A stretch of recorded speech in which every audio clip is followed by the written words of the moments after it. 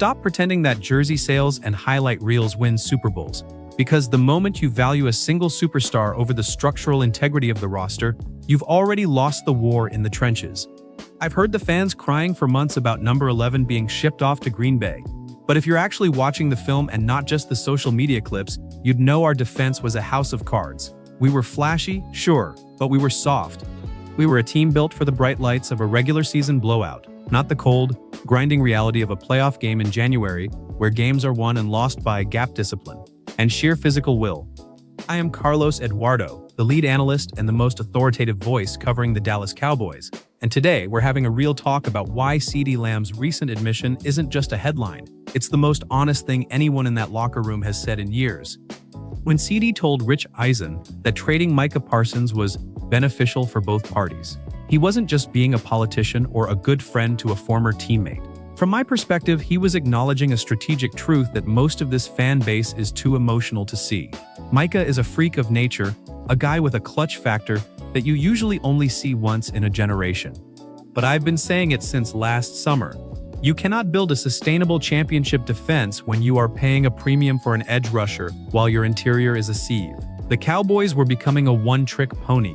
We were obsessed with the sack count while we were getting bullied by physical teams like the Eagles and the 49ers. If I'm being honest with Cowboys fans, the trade was a stroke of genius that saved this franchise from itself. Look at the film from the last 2 seasons before the trade. On the money downs, we were praying for Micah to make a miracle happen because we couldn't stop a simple inside zone run to save our lives. By trading Micah, Jerry Jones did the unthinkable. He prioritized the star on the helmet over a singular talent.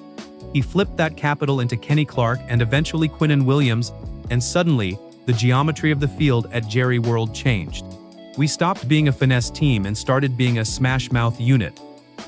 The salary cap is a cold mistress, and $188 million for one defender is a debt that usually ends in a roster purge. When Green Bay handed Micah that contract, they took on a massive risk that has already turned into a nightmare with his torn ACL. It's a tragedy for the player, but from my analysis, it validates why you don't tie the entire financial future of your defense to a single high-impact, high-injury risk position. While the Packers are stuck with a massive cap hit for a player on a training table, I see a Cowboys team that has rebuilt its backbone. From my perspective, this transition reminds me of the discipline we saw during the 90s dynasty. Everyone remembers the triple threat of Eichmann, Emmett, and Irvin, but the real ones know that Jimmy Johnson built those teams from the inside out. He understood that you need the heavy in the middle to let the stars shine. When CeeDee says it's beneficial, he knows that his life as a receiver becomes 10 times easier when our defense isn't giving up 8-minute drives. He knows that Dak can actually play with a lead because we finally have the gap discipline to shut down the NFC East rivalries.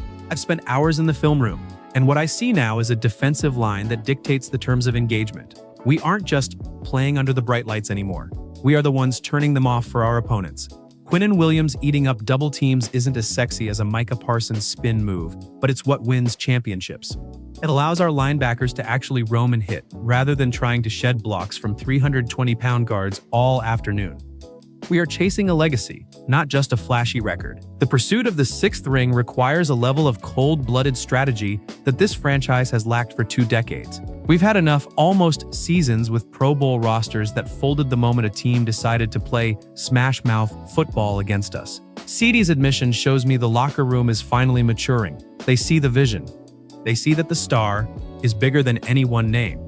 We are building a team that can win in the trenches, a team that can dominate the money downs, and a team that finally has the weight to carry a trophy back to Dallas. The hunt is on, and for the first time in a long time, we have the right weapons for the war.